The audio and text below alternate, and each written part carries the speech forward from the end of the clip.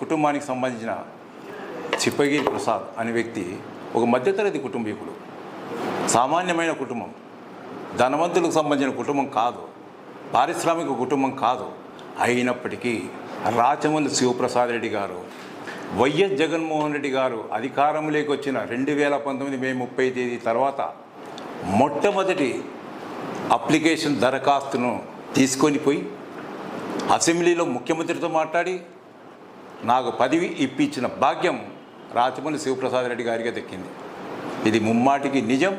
ముఖ్యంగా టీటీడీ పాలకమండలి సభ్యత్వంలో అనగా నాకు తెలిసినంత వరకు పెద్ద పెద్ద పారిశ్రామికవేత్తలు ఉంటారు, పెద్ద పెద్ద రాజకీయవేత్తలు ఉంటారు, మిలియనర్స్ ఉండేవాళ్ళు ఆ స్థానం కోరుకునే సాంప్రదాయం ఉంది. కాకపోతే అటువంటి సాంప్రదాయానికి విరుద్ధంగా ఒక సామాన్య మానవునికి చోటు కల్పించడం అనేది ఇది సర్వసాధారణమైన విషయం కాదు.